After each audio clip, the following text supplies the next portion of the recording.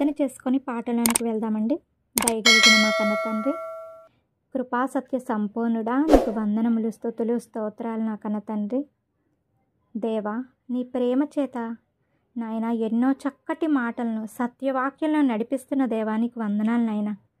అయ్యా, వింటున్న వారికి నీవు కృపను కాపుదలను దయచేయమని చెబుతున్న నాకు కూడా నీవు తోడుగా ఉండమని క్రీస్తు నామములో అడిగి వేడుకుంటున్నాం మా కన్న తండ్రి. ఆమేన్. అయితే ఈరోజు మనం తెలుసుకోవాల్సిన చక్కటి పాఠమండి, ఏలియాను గురించి తెలుసుకుందాం. మొదటగా హానోకు కానీ ఏలియాను గురించి కానీ సమాజంలో వినబడుతున్న మాట ఏంటంటే, వీరు శరీరంతోని పరలోకానికి వెళ్ళారని చెప్పడం జరుగుతుంది. ఏ మాటలను బట్టి అంటే, మొదటగా హానోకు గురించి చూద్దామండి. ఆదికాండము 5వ అధ్యాయము 21 నుండి 24 వచనాల్లో చూసుకున్నట్లయితే, హానోకు 65 సంవత్సరాలప్పుడు మెతూషెలను కనెను. హనోకు మెతూషెలను కనిన తర్వాత 300 ఏండ్లు దేవునితో నడుచుచు కుమారులను కుమార్తెలు కనెను. హనోకు దినములన్నీ 365 సంవత్సరములు. హనోకు దేవునితో నడిచిన తర్వాత దేవుడు అతన్ని తీసుకొని పోయిన కనుక అతడు లేకపోయాను. అంటే దేవునితో నడవటం అంటే ఆయన యొక్క ఇష్టాలు నెరవేర్చాలి. విశ్వాసం, నమ్మకం, భయభక్తులు కలిగి ఎవరైతే ఉంటారో వారందరూ కూడా దేవునితో నడిచినట్లేనండి. అంటే నీతిమంతుడిగా ఇక్కడ హానోకు గారు కనిపించారు. అయితే మనకి ఈ యొక్క హనోకు గురించి అతడు పరలోకానికి శరీరంతో వెళ్ళలేదని బైబిల్లో చాలా సంగతులు, అంటే మనకి హెబ్రీ పత్రికలో 11వ అధ్యాయంలో విశ్వాస వీరుల గురించి చదువుకున్నాం. అందరూ కూడా మృతి పొందారని. మరి అలాగే మరణమును చూడక బ్రతుకున్నారుడు ఎవరని, అంటే మరణము చూడకుండా, అంటే పుట్టిన ప్రతి వ్యక్తి కూడా, ప్రతి మనిషి కూడా మరణం అనేది చూడాలండి. ఎందుకనంటే ఆదాము ఎప్పుడైతే పాపం చేశాడో అతని ద్వారా మరణం అనేది వచ్చిందండి. పాపం వల్ల వచ్చే జీతం ఏంటంటే మరణం. ఈ మరణం అనేది మొట్టమొదట చనిపోయిన ఆ యొక్క హేబేలు మొదలుకొని అందరూ కూడా మొదటి మరణాన్ని పొంది ఉన్నారండి. కాబట్టి ఈ యొక్క హనోకు గారు పరలోకానికి శరీరంతో వెళ్ళలేదని మనం తెలుసుకున్నాం. ఇప్పుడు ఏలియాను గురించి బైబిల్ నుండి అతడు పరలోకానికి శరీరంతో వెళ్ళాడని చెప్తున్న మాటను పరిశీలించి చదువుకుందాం. ఎందుకనంటే యెహోవా వాక్యమును పరిశీలించి చదువుకోవాలని యెషయా గ్రంథము 34వ అధ్యాయము 16వ వచనంలో వ్రాయబడిందండి. పరిశీలించకపోతే ఎవరు ఏది చెప్తే అదే నిజమని వైఖరిలో ఉండిపోతాం. ఏ మాటను బట్టి వీరు చెబుతున్నారో వాక్యాన్ని పరిశీలించినట్లయితే, రాజులు 2వ గ్రంథము 2వ అధ్యాయము 8వ వచనం నుంచి 12వ వచనం వరకు చదువుకుందామండి. రాజుల 2వ గ్రంథము 2వ అధ్యాయము 8 నుంచి చూసుకున్నట్లయితే, అంతటా ఏలియా తన దుప్పటి తీసుకుని మడతపెట్టి నీటి మీద కొట్టగా అది యువతలకు అవతలకు విడిపోయిన కనుక వారిద్దరూ పొడి నేల మీద దాటిపోయారు. వారు దాటిపోయిన తర్వాత ఏలియా ఎలీషాను చూచి, నేను నీ యొద్ద నుండి తీయబడక మునుపు నీ కొరకు నేనేమి చేయగోరుదువో దాన్ని అడుగుమని చెప్పగా, ఎలీషా, నీకు కలిగిన ఆత్మలో 2 పాలు నా మీదకి వచ్చినట్లు దయచేయమను. అందుకతడు, నీవు అడిగినది కష్టతరంగా ఉన్నది. అయితే నీ యొద్ద నుండి తీయబడినప్పుడు నేను నీకు కనబడిన ఎడల ఆ ప్రకారమే నీకు లభించును, కనబడని ఎడల అది కాకపోవునని చెప్పెను. వారు ఇంకా వెళ్ళుచూ మాట్లాడుచూ ఉండగా, ఇదిగో అగ్ని రథమును అగ్ని గుర్రములను కనబడి వీరిద్దరిని వేరు చేసెను. అప్పుడు ఏలియా సుడిగాలి చేత ఆకాశమునకు ఆరోహణమాయెను. ఎలీషా అది చూచి, నా తండ్రి, ఇశ్రాయేలు వారికి రథమును రౌతుమును నీవే అని కేకలు వేసిన. అంతలో ఏలియా అతనికి మరలా కనబడకపోయెను. ఈ యొక్క మాటను బట్టి మనము సమాజం కానీ ప్రతి వారు చెప్పుకునేది ఏంటంటే, ఏలియా గారు ఆ యొక్క అగ్ని గుర్రములతోనూ అగ్ని రథములతోనూ వెళ్ళిపోయినట్లు, శరీరముతోనే కొనిపోబడ్డారు అని చెప్పి వీరు చెప్తూ ఉన్నారండి.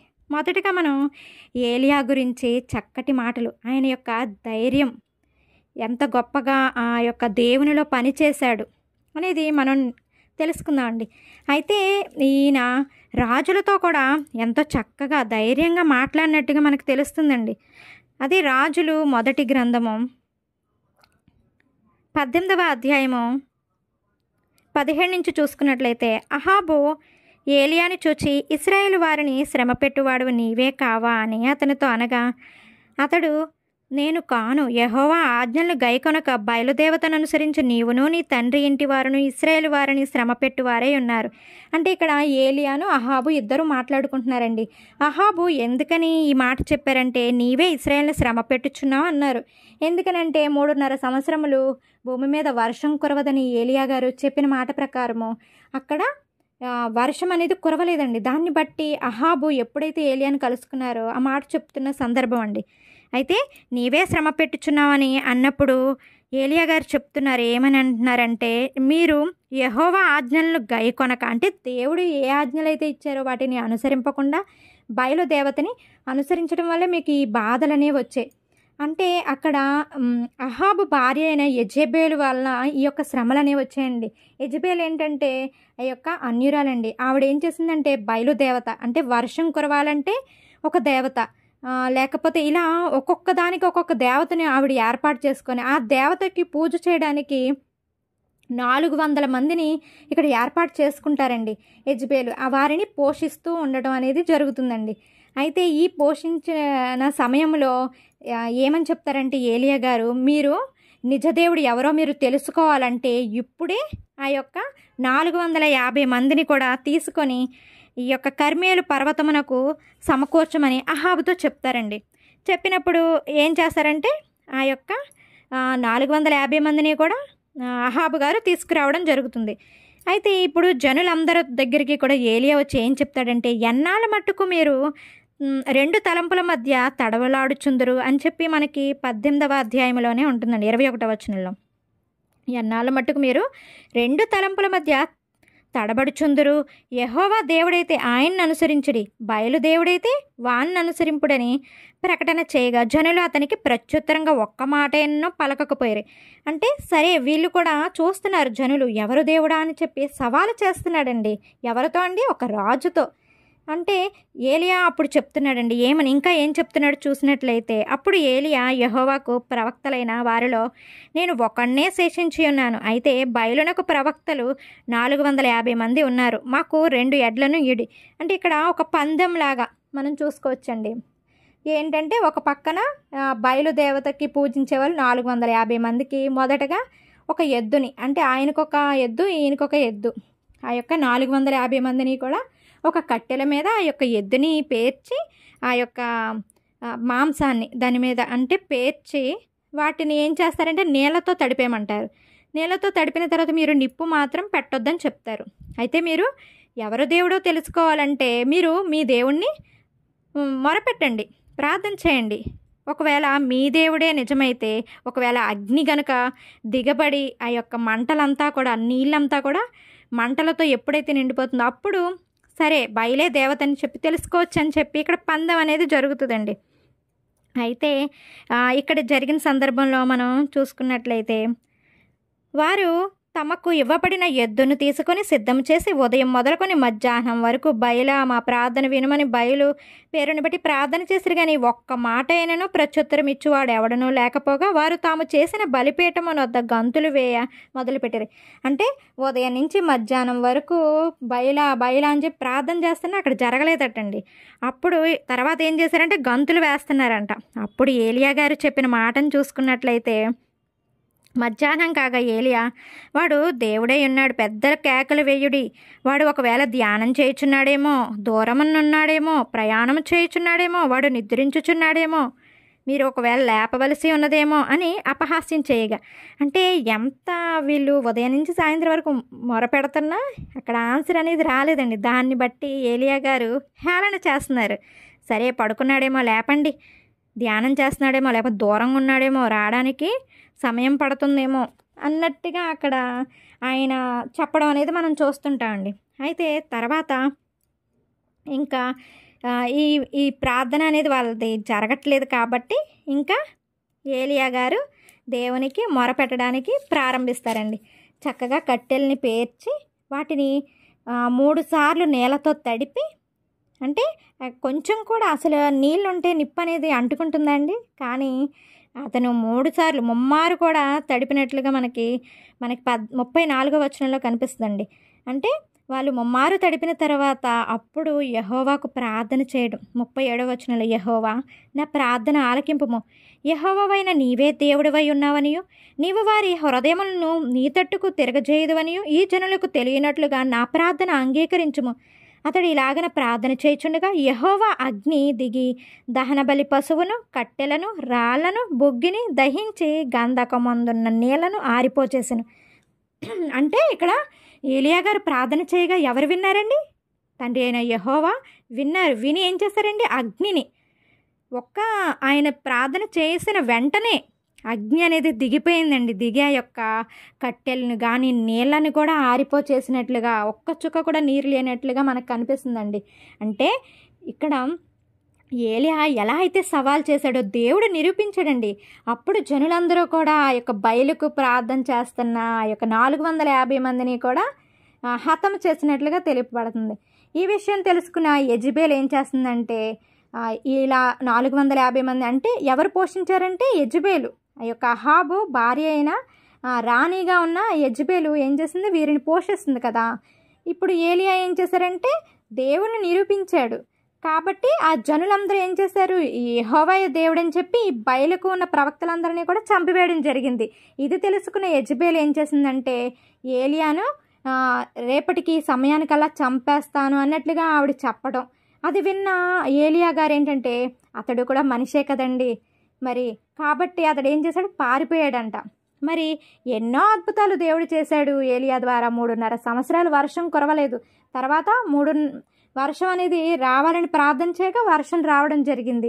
మరి అలాగే విధవరాలి, ఆ యొక్క సారెపతు విధవరాలికి కూడా ఎంతో సహాయం చేస్తున్నట్లుగా, మరి కాకుల ద్వారా దేవుడు ఆహారాన్ని ఇచ్చినట్లుగా ఎన్నో కార్యాలు మనం ఈ యొక్క ఏలియా ద్వారా దేవుడు చేసినట్లుగా మనకు కనిపిస్తుందండి. అయితే ఇక్కడ మనకి తెలియాల్సిన సందర్భం ఏంటంటే, ఏలియా గారు ఆ యొక్క ఆకాశం అంటే ఆరోహణమైనట్లుగా అగ్ని గుర్రములతోని, అగ్ని రథములతోని వెళ్ళిపోయినట్లుగా, అంటే ఆయన వెళ్ళిపోయారు అంటే శరీరంతోనే కొనిపోబడ్డారని చెప్పి ప్రజలు చెప్తున్నారండి. అంటే ఇప్పుడు సమాజం వారు ఏమనుకుంటున్నారంటే, దేవుడు ఏలియాని శరీరంతోనే కొనిపోబడ్డారని చెప్పి చెప్తున్నారండి. దాని గురించి మనం తెలుసుకున్నట్లయితే, రాజుల 2వ గ్రంథము 2వ అధ్యాయము మరలా ఒకసారి చదువుకుందామండి. 2వ అధ్యాయము 11వ వచనంలో, వారు ఇంకనూ మాట్లాడుచుండగా ఇదిగో అగ్ని రథమును అగ్ని గుర్రములను కనబడి వీరిద్దరిని వేరు చేసెను అనే సందర్భాన్ని బట్టి ఇక్కడ ఎలీషాకి ఏంటంటే ఏలియా గారు మరలా కనబడలేదు. ఈ మాటను మనం ఒకసారి పరిశీలించినట్లయితే ఇదే సందర్భం అంటే అపోస్తల కార్యాలు కొత్త నిబంధనలో కూడా కనిపిస్తుందండి, కనబడకపోయినట్లు. అపోస్తల కార్యములు 8వ అధ్యాయము 39వ వచనంలో, వారు నీళ్ళల్లో నుండి వచ్చినప్పుడు ప్రభువు ఆత్మ ఫిలిప్పును కొనిపోయాను. నపుంసకుడు సంతోషించుచు తన త్రోవను వెళ్ళెను. అతడు ఫిలిప్పును మరి అన్నడును చూడలేదు. ఇక్కడ జరిగిన సందర్భం ఏంటంటే, ఫిలిప్పు గారు సమరయ ప్రాంతంలో ఉన్నప్పుడు ఆ యొక్క దేవుడు చెప్పటం, నువ్వు వెళ్ళి అక్కడ రథము ద్వారా వెళుతున్న ఆ యొక్క నపుంసకుడికి చక్కటి నా మాటలను తెలియచేయని చెప్పినప్పుడు అతడు రథముతో పరిగెడుతున్నాడు మాట. అతడు ఉన్నది సమరయ ప్రాంతంలో, ఈ యొక్క నపుంసకుడు ఉన్నది యెరూషలేములోని పండగకి వచ్చి ఆయన వెళ్తూ ఉన్నాడు. గాజా ప్రాంతం వరకు వెళ్ళినప్పుడు ఫిలిప్పు గారు అక్కడి నుంచి పరిగెట్టుకొని వచ్చాడండి. అప్పటికి ఆయనకి ఏ యొక్క వాహనము లేదు, పరిగెట్టుకుని రథముతో సహా పరిగెట్టు, అంటే మనిషికైతే అది అసాధ్యమే, కానీ యెహోవా ఆత్మ ఆయన ప్రేరేపించింది కాబట్టి ఎలా వెళ్ళాడంటే చక్కగా ఆ రథంతో సహా పరిగెడుతూ, నీవు చదువుతున్నది నీకు అర్థమవుతుందా అని చెప్పేసి నపుంసకుడిని అడగటం. ఆయన అప్పుడు ఆపి ఆ యొక్క ఫిలిప్పుని ఆ యొక్క రథానికి ఎక్కించుకొని చెప్తారన్నమాట, ఎవరైనా నాకు వివరించుకుంటే నాకు ఎలా అర్థమవుతుందని. ఆ మాటలను బట్టి అతడు చెప్పటం. అయితే ఇక్కడ నీళ్లున్నాయి కదా, నాకు బాప్తీసము ఇచ్చుటకు ఏమైనా ఆటంకం ఉందా అని.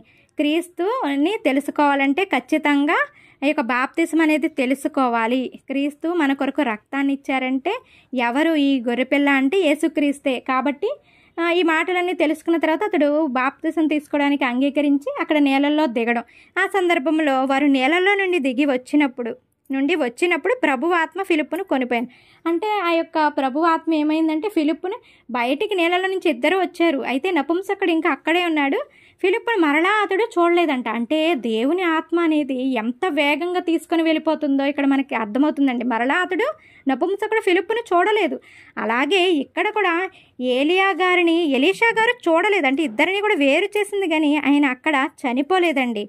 అయితే ఎలా మనం ఈ మాటలను బట్టి మనం చెప్పవచ్చు అని మనం ఆలోచించినట్లయితే, దినవృత్తాంతముల 2వ గ్రంథము 21వ అధ్యాయము 12వ వచనంలో చూసినట్లయితే, అంతటా ప్రవక్త అయిన ఏలియా ఒక పత్రికను వ్రాసి అతని యొద్దకు పంపెను. ఇక్కడ ఎవరని రాశారంటే ప్రవక్త అయిన ఏలియా గారు పత్రికను వ్రాశారు. ఎవరి యొద్దకు పంపారంటే ప్రవక్త. ఆయన ఎవరంటే యెహోరామునొద్దకు పంపించారండి.